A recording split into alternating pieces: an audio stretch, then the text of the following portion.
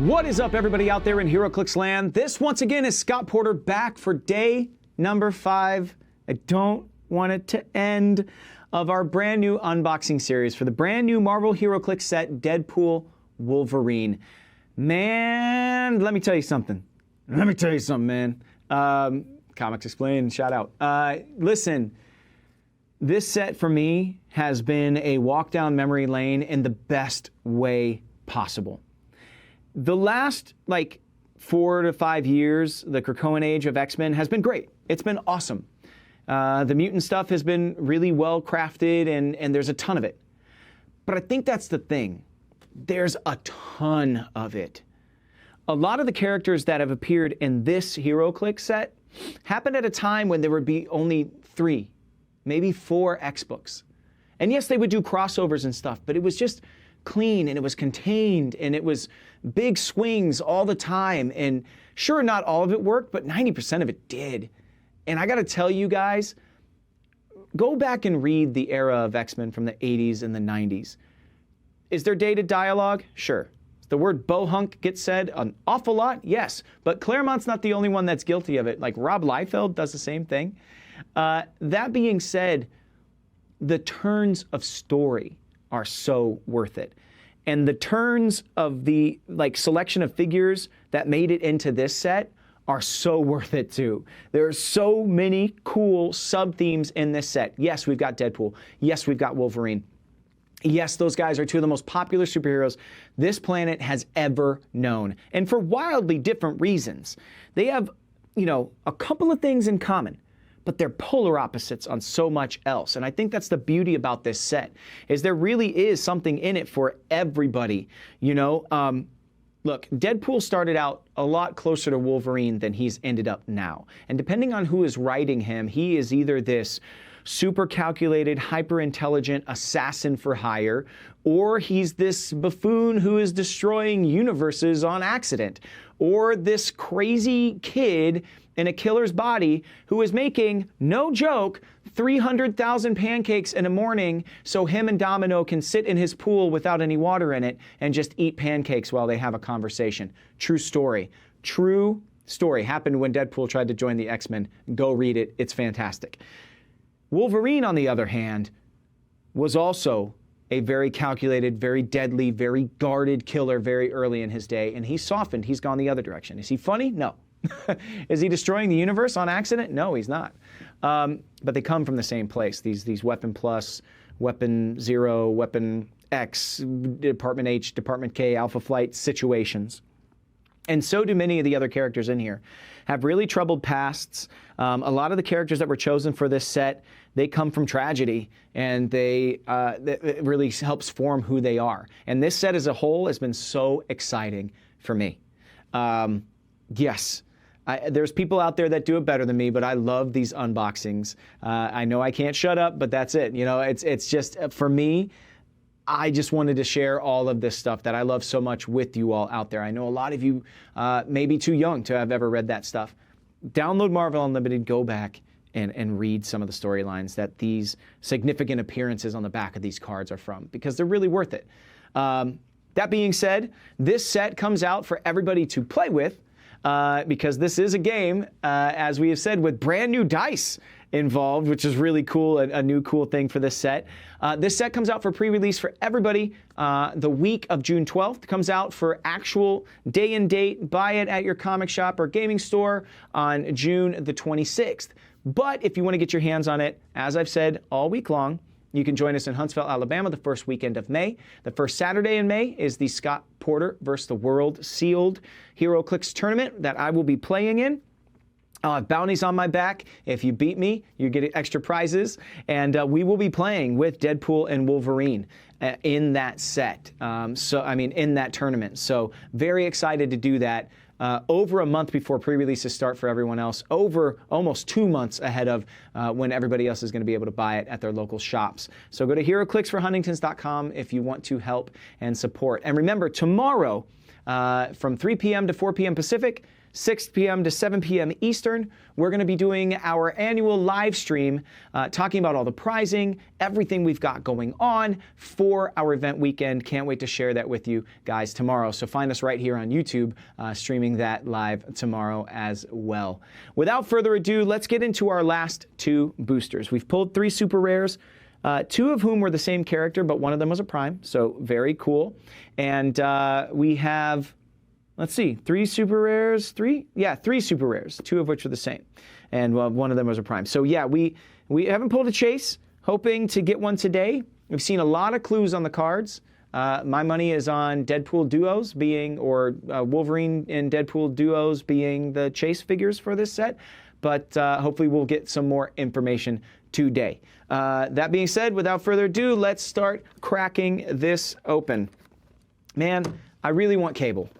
I really want Cable. I want Strife. I want to be able to talk to you guys about Executioner's Song. It's one of my all-time favorite storylines. It deals with Apocalypse and the Summers family.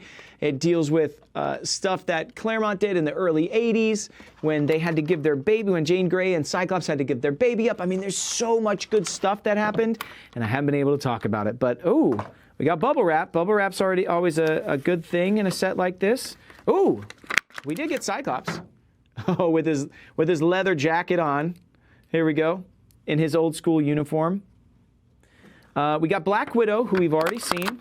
I'll pop her up here, though. We got Boom Boom, who we've already seen. Who we haven't seen yet. We got a Timebreaker, which we have already seen. And then let's see what is in the bubble wrap. Cyclops, you might have to move in a second, homie. Let's see. It looks like the Master of Magnetism himself, Magneto. Oh, man, with his helmet off and his big mullet. Oh, from Fatal Attractions. This is what it looks like to me. Boom. Oh, man. So, like back in the 80s, Magneto was trying to be a hero, and he had a white costume, and he was trying to be like the team leader for, the New Mutants and trying to help the X-Men, until the X-Men vanished. And then he was kind of lost, his best buddy, Charles, had gone off into space. And he tried to do his best, tried to be like a good guy for a while. Didn't work out. Took off. He started the Acolytes, and he threatened all of humanity. And I think this is the Magneto that we're getting. And oh my gosh. He has a handful of metal. Is that all the adamantium he ripped out of Wolverine? We'll have to see. We'll have to wait and see. Okay, here we go. Oh, and the hint card actually comes with it. Electromagnetic Pulse, and it's Magneto here. Okay, let's see. From the pages of the Fatal Attraction storyline, Magneto's electromagnetic pulse trait can deliver a debilitating debuff across the board.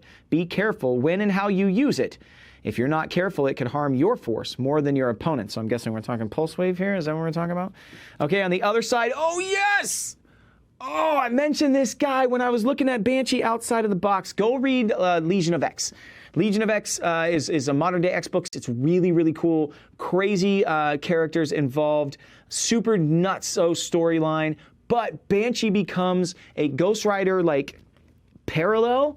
Vox Ignis, but it's not vengeance, it's variance. He's the rider of variance, or whatever they call it. The Ghost Rider is the spirit of vengeance, and Vox Ignis is the spirit of variance. Oh, so cool. Bound to Banshee and ready to scream, Vox Ignis can turn your opponent's strategy upside down when he attacks by changing positive defense modifiers into negatives.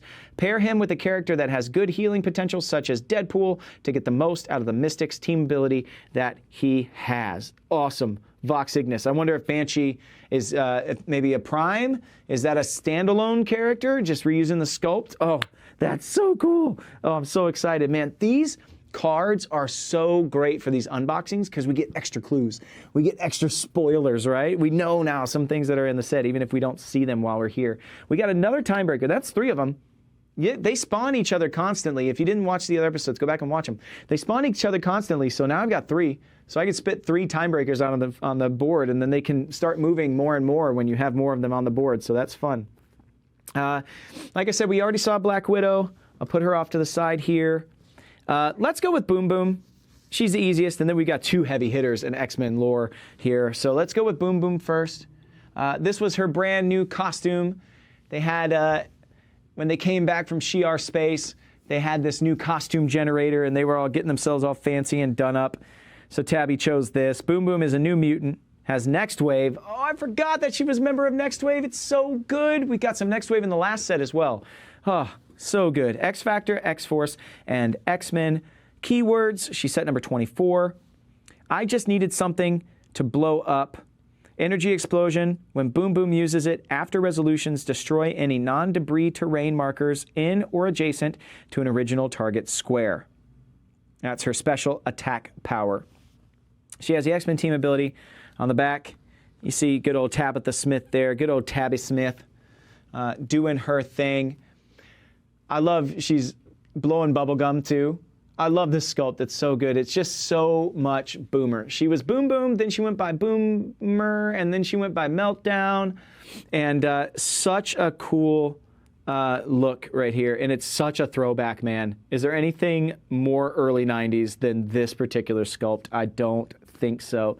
One thing Cable really did well with all of the X-Force kids was teach them how to become more dangerous, more adaptable. Boom Boom used to have to count down her time bombs all the time.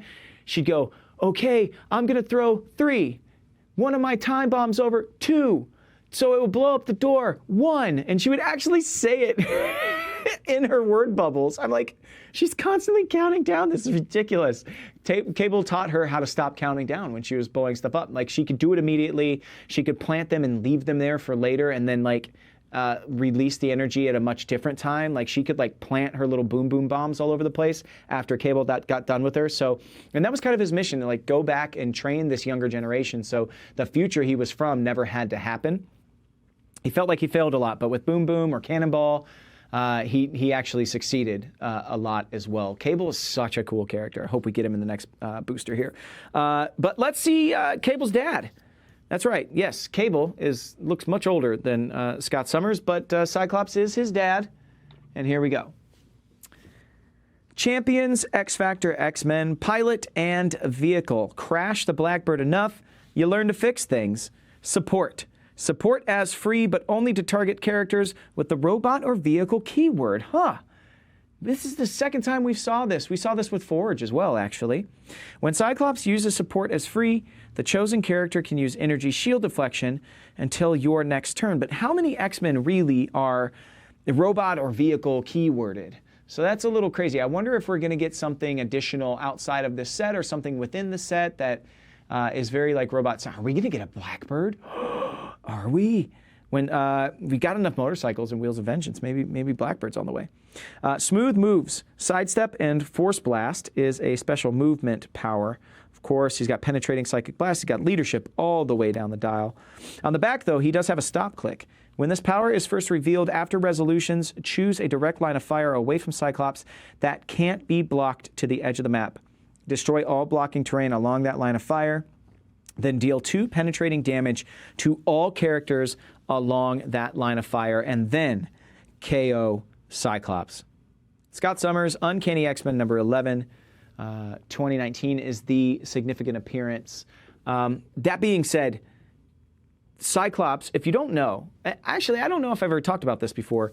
I'm sure most people know, but there are plenty of people who play HeroClix who have never read a comic book in their life. Those aren't lasers that come out of his eyes. And when he takes off the glasses, he's not just like pushing lasers out until he faints. No, his eyes are portals to another dimension full of concussive energy that is just overloaded. And he is the release valve for this universe. His eyes are actual portals to this universe. So when he opens his eyes, all of this concussive energy that has been trying and trying and trying to find a place to go because there's just no more space for it to go anywhere, it comes out in those concussive blasts out of his eyes. That's what his power is generated from. It's not this mutant ability to create lasers. No, his eyes are portals to another dimension. It's kind of crazy. So at the end there, take the glasses off. That's like him fully like just unleashing everything, and it's just obliterating everything on the map. When people say he can level mountains, he can actually level mountains. Very, very powerful. Cyclops doesn't get enough credit for how much restraint he has. The destructive power he has access to, I liken it to Black Bolt, the leader of the Inhumans, who, when he speaks, can destroy cities. He has to keep it at such a low rumble. It's the same thing with Cyclops, man. You know, watching all of his friends and everyone else die over the years, and all of the tragedy he's gone to, plus he's got all this responsibility that he has to take care of all the time. You know, I applaud Cyclops. I know a lot of people think he's a stick in the mud. I like Cyc a lot. You know, I voiced him once in an animated series, and I had to do a lot of study on him, and it's just a really cool character. Now, somebody who is not afraid to use all of that power is Magneto. And I love that we're getting mullet Magneto here. Boom. Look at these white flowing locks coming down the back of his cape. Party and business in the front for sure. World destruction in the back. And I thought he was holding his helmet at first, but I think that is a handful of metal. I think that might be the adamantium that he pulled out of Wolverine's body off of his bones. See, the adamantium was not something that Wolverine was born with. No, it was grafted to him in Weapon X. And he just ripped all of it out of him. Oh, man, what a scene. Acolytes, Brotherhood of Mutants, and Ruler keywords. Set number 50. Electromagnetic pulse. Here we go. Pulse wave. Telekinesis. Power. Once per game, choose one. Unequip all other characters. This game, Magneto has characters within range can't generate terrain, or this game, characters with the robot or vehicle keyword modify attack, defense, and speed by -1. Huh. Okay. That's not what I thought it was going to be. I mean, it is pulse wave and telekinesis. The robot vehicle thing is kind of interesting. Is that to, like, what, attack Sentinels? I mean, it's not attacking a lot of the X-Men. Maybe it's a Sentinel-based thing. That's probably got to be, like, what it is, right? But look at that. 11 clicks long. But at the back end of it, 2 clicks where he's grounded, earthbound, neutralized, and a very low defense. So let's look at the back of the card here. The curtain falls and the play is finished. When Magneto hits, until your next turn, hit targets can't reduce damage or be healed. That is the specific moment when he yanks out all that metal. Boom. And just, like, basically kills Wolverine. Comatose, guarded by Colossus. Stop, mastermind. Magneto can only be healed by support. So Colossus had joined the Acolytes at this point. And after Magneto yanks all of the metal out of Wolverine's body, Professor Xavier loses it and puts him into a coma. Puts Magneto into a coma, renders him comatose, inert. And Colossus has seen enough war. And he's like, I'm not leaving his side. I'm going to protect him. I'm going to protect him from everything. I know there's good in Magneto. I hear what he is saying. We can't constantly be the ones breaking ourselves for humanity. We have to stand up for ourselves. Like, he really believed in Magneto's message at this point. How Magneto got to this point, being this nuts, being this crazy, is really cool. And it ties back into a lot of these issues that I've been talking about. You know, X-Men, Uncanny X-Men 275 and beyond. That was really the end of Chris Claremont's run. I got to put him on the left over here because, I mean, the violence in him is definitely villain side. But in the 80s, the X-Men went through a ton of stuff. They battled so many high-level villains and were near death or died numerous times. One of the times when they did die, they sacrificed themselves to send the adversary back into his dimension, the villain that Forge had unleashed upon the world. They had to sacrifice their own lives, and they did. And Roma, the goddess, stepped in, and she gave them something. She gave them their life back, and she wouldn't let them perish. She also gifted them with something called the Siege Perilous.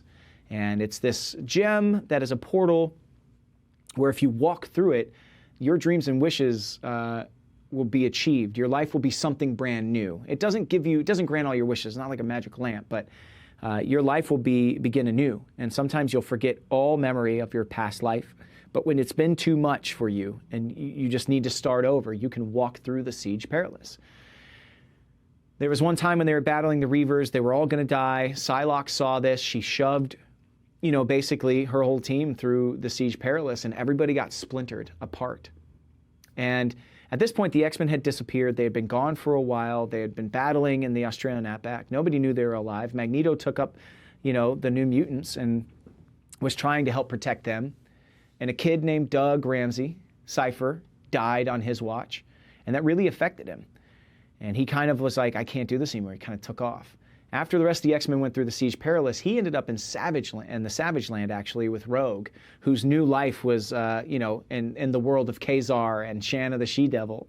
And there was this woman, Zaladane, who was trying to destroy the world, Lorna Dane's sister, and enemy of Magneto. And Magneto and Rogue together teamed up and defeated this big villain, Zaladane. That was kind of what Magneto was up to. But after he did it, humanity was still despising these mutants. They had saved the world so many times. He had watched mutants on his watch be killed. And he just said, I've tried to do this. I've tried to be a hero. And I've seen nothing but heartache. I've seen my friends restart their lives because of everything that's happened to them, to leave their old lives behind and start something completely anew. I mean, Alex Summers lost his memory and became a cop on the island of Genoshan, which hates mutants. I mean, Magneto couldn't take it anymore, and that's what put him in this place where he was doing what he was doing. And he was like, I'm done with humanity. This is it. So what a great figure. What a great dial. Great sculpt. The sculpt is so good. So, all right, moving on to our last booster. It's about to be over. Before I open the last booster, should I tell you about the last Legacy figures? Let's do that. Let me tell you about the last couple of Legacy figures, figures that are getting Legacy cards. The first one is going to be Tiamat here. Peanut base for Tiamat. You're going to want to go back and look at the original Deadpool set number 57 for Tiamat. Okay? And since we've been talking about Magneto and Professor X and how they were pushed to the limit against each other, here's another one for you. It's Magneto and Professor X teaming up together.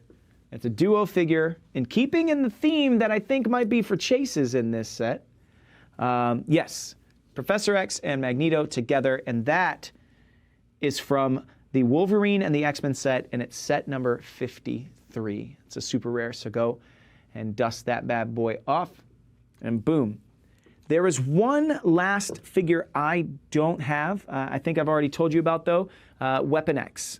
Weapon X and Mystique are the two figures I didn't have here today with me. And to remind you, Weapon X is from the Captain America set. It's set number 59. I told you about Mystique yesterday.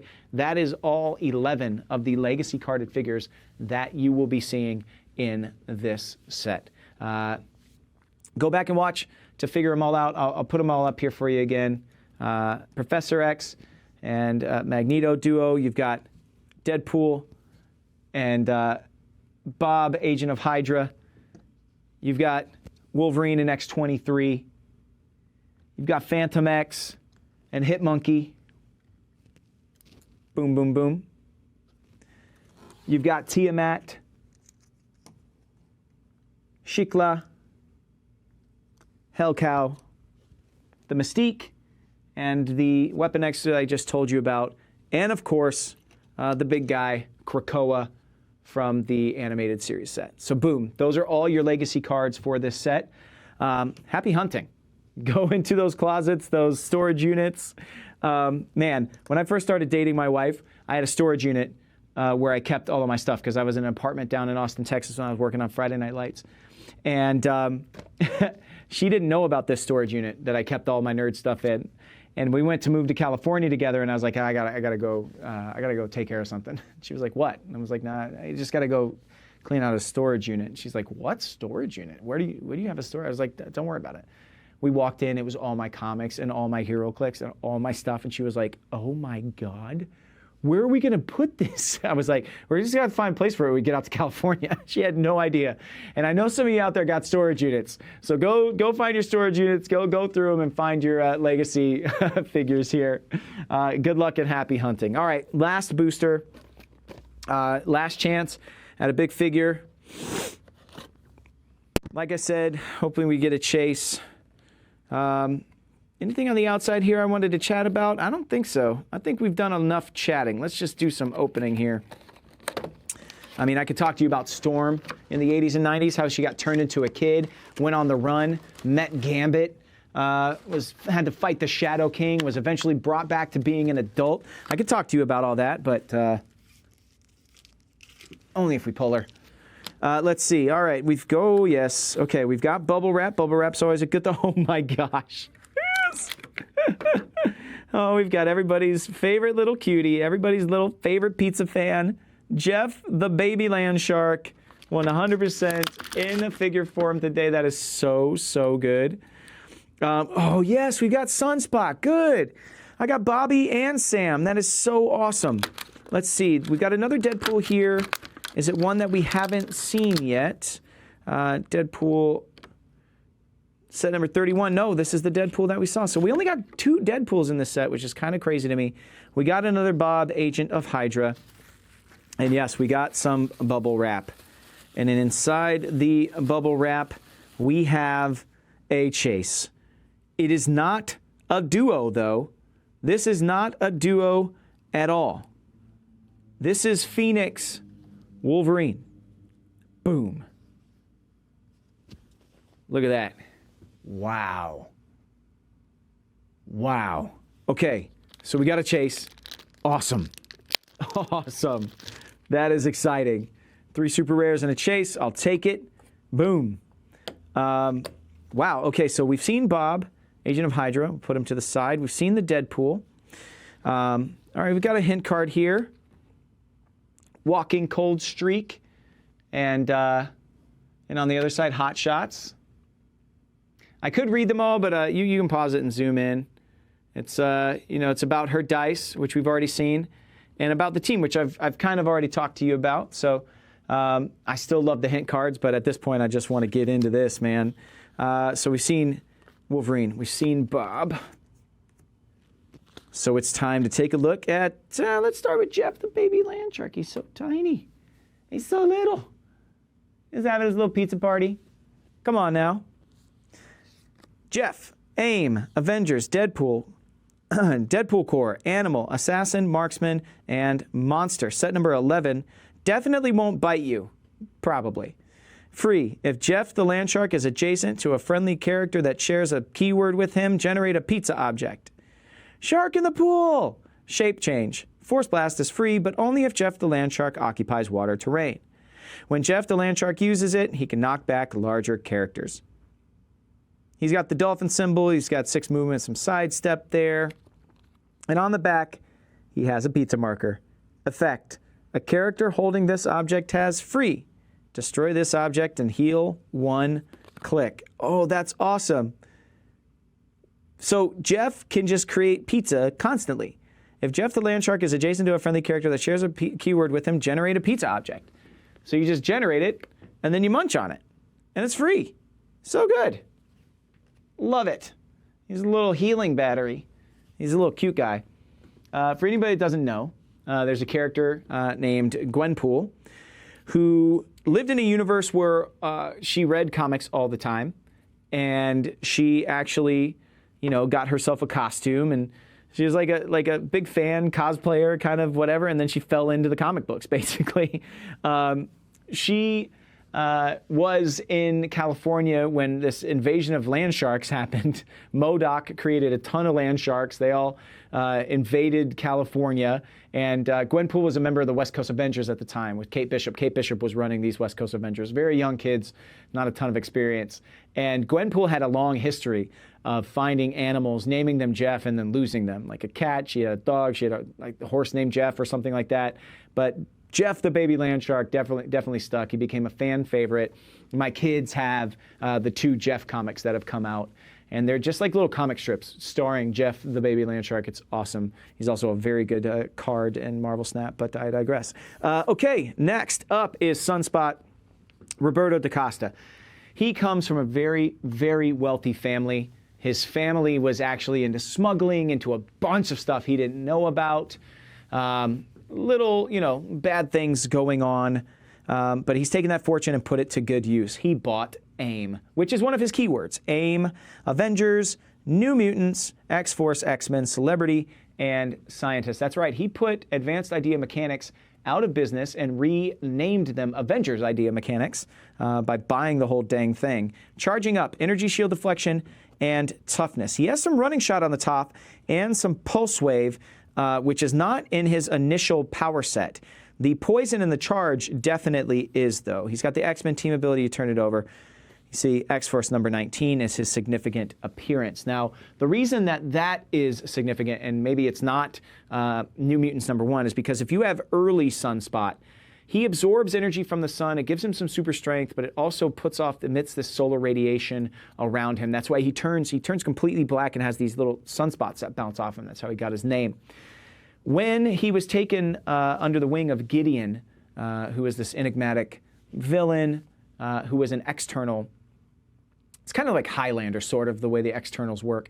But he thought he could take and bolster his ranks by pulling Roberto da Costa in. So he actually murdered Bobby's dad, forced him to have a heart attack, came and told him, your dad's passed away, you need to be the CEO of your company, don't worry, I've got your back. This dude is rich, Gideon. And then he trained him constantly to make him better and taught him how to use energy blasts, how to channel all of his sunspots into energy blasts, and that's how he started doing ranged attacks. All had to do with this guy Gideon, who ended up to be a very, very bad dude. But I love Roberto da Costa.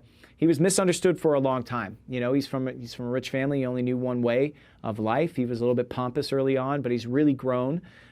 He's a little bit of a loose cannon, but between him and Sam Guthrie, being best friends for as long as they've really been there for each other. It's one of the best friendships in all of comics, so really worth catching up with the two of them. Okay, that's it. Without any further ado, let's just see what this Wolverine is all about.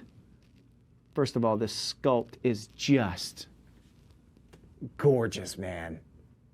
Get all the detail in that Phoenix coming up out of him. He's got Phoenix Force, X-Men, Animal, Cosmic, and Future keywords. Set number 60, Passing of the Phoenix. Giant reach of 2, poison, but deals damage even if Wolverine was moved or placed this turn. When Wolverine uses it after resolutions, destroy all blocking terrain within 2 squares. Okay. Hypersonic speed there, 13 attack on the top of the dial, 5 damage. We've seen some of the X-Men already with the Phoenix Force, like the Phoenix 5, right? Rebirth and Rage. Flurry. Regeneration is free, but only if Wolverine has taken damage from an opposing character since your last turn. Wolverine increases the result of his single D6 rolls by +1 for each adjacent opposing character. Woo! Burning from the inside out. Stop. But only the first time this click is revealed. Impervious, super senses. When this click is first revealed, choose an opposing character within 3 squares and roll a d6. Deal that character penetrating damage equal to half the result. So if we look back on the front here, 3 of those stop clicks. But because he can regenerate, of course, the stop click only works the first time it lands there. I'm glad they put that text in there, so he's not just constantly stopping. So stop, but only the first time this click is revealed. Still, that's 3 stop clicks you got to deal with, plus all of his regen, which is crazy. Now, you see the significant appearance there is Avengers number 42. Avengers number 42 is where the Phoenix has come to Earth again and has said, I've got to choose a new champion. I'm burning out. Somebody else has to take over the mantle. And takes the Avengers and throws them all at each other. I'm talking everybody, man. Iron Fist, Captain America, Black Panther, Echo, Namor, Shanna the She-Devil. I mean, the amount of people at this point who are part of this contest of Phoenix champions. Basically, it takes them all up into the white hot room, and it's like, look, if you don't know what the white hot room is, it's the room of peace and tranquility for the Phoenix Force itself. It is kind of like the doorway to afterlife, I think. It's kind of like purgatory, but a very peaceful purgatory. I don't know how else to like explain it. Like it's like that gateway to whatever is next, right? But people just sit there. It's like a waiting room to whatever's next or whatever. But the Phoenix Force has them all battling, boom, boom, boom, boom, boom, and is choosing winner after winner after winner. And sometimes it's not making sense. sometimes somebody clearly has the advantage. She-Hulk, you know, is clearly has the advantage over someone else, and yet She-Hulk is not chosen as the victor. And at the very end of it all, spoilers, Echo becomes the new Phoenix. Maya becomes the new Phoenix. So this is an opportunity where a lot of these characters could be Phoenixified. You know, like Steve Rogers' Phoenix, like all that stuff. Like he gets this crazy flaming shield, and his wings on his head are all fire now, and everything's really, really cool. But this version of Wolverine looks awesome, man. This sculpt is incredible. So there you have it. That is our Deadpool and Wolverine unboxing. I was completely wrong. It is not duos as chases. So I don't know what the chase theme is. I mean, and unless some of those duos are in the set, like the She-Hulk Wolverine thing, but the back with Wolverine and Deadpool, maybe that's the only one. I don't know. I'm kind of like thrown now as for what could be. Maybe it's just really powerful variations of Wolverine and Deadpool. Maybe you've got a couple of duos in there. Maybe there's not an overarching theme. I don't know. That being said, really, really happy with everything that we pulled today. I'm just going to leave him in the middle. As a matter of fact, this entire week, we didn't get a Cable. We did get a Forge with a giant gun. And once I saw the Forge with a giant gun, I was like, please let me pull Cable. Because in the middle of Executioner's Song, there is a scene where Cable's like, I'm going to go get him myself. He's talking about Strife. He's going to go attack the Mutant Liberation Front. That's what I was hoping was going to be in the set. Maybe Strife, maybe some Mutant Liberation Front, maybe some other figures that haven't been made yet. But he is loaded. He's got like huge rockets on his back, and he's got I mean, the guy has so much stuff on. I'm like, there's no way this guy can even walk. And I was hoping that's the sculpt for Cable. I hope Cable's in the set. I hope that's the sculpt for him. But if Cable's in it, Strife's got to be in it. There's not really many other figures that I'm like, this has to be in this set. I don't know what else could be in this set. I mean, I've been saying a lot of Weapon X kind of stuff. You know, Kane, I think, would be in the set. He is somebody who hunted, a long time hunted Deadpool. We got Copycat, though, which is really, really neat. We got Vanessa. So for people that are going to see the movie, you're going to see a different version of Vanessa. But really, like, maybe the version of what could have been, you know, for the comic book version of Vanessa and Wade. But the comic book version is really, really cool. And I'd love to see more of her coming back into the 616 universe. So hopefully we get that. But super excited with this. The trip down nostalgia lane for me was so good. So great. I cannot wait for this set to come out. Remember, the pre-release, June 12th. The actual release, June 26th. Please, please, please order through your local comic book shops or local game stores. They mean the world to us. Show them that you care. Order through your brick and mortar stores. They are the lifeblood of our industry, even to this day. If you want to take part in the HeroClix for Huntington's event weekend, take part in the Scott Porter vs. the World super duper sealed pre-release tournament using Deadpool and Wolverine, come on down to Huntsville, Alabama, the first weekend of May. Go to HeroClixForHuntingtons.com to see everything that we have going on, including our auction. And in the auction, you will be able to bid on this entire lot that I unboxed here. I'll sign whatever you want me to. You will also be getting the 2 play-at-home kits, which, remember, are Deadpool and Wolverine play-at-home kit, a multiple man play-at-home kit, and the Wolvie release day play kit. So all of that will be headed your way, and you'll be able to get it the same weekend, or we'll mail it out the following week in early May. So you'll be able to get your hands on this particular unboxing set in mid-May. So that's still over a month early. So that's just one of the prizes that's going to be in the auction. We have a ton of other stuff. Tomorrow we're going to talk a lot more about our prizing, not as part of an unboxing video, but as a preview event for our event weekend, hosted by myself and V Muse, and that'll be right here on YouTube tomorrow. Well, on WizKids YouTube channel tomorrow, from Pacific 3 to 4 and Eastern 6 to 7. Back to Deadpool and Wolverine. I am so excited. I can't wait to actually be out there amongst y'all playing with this set. It is so, so cool. Thank you to WizKids for trusting me once again to spoil some of the set, to unbox this and share it with you in the HeroClix community. Thank you so much to you for watching. The fact that you come back every single time means the world to me.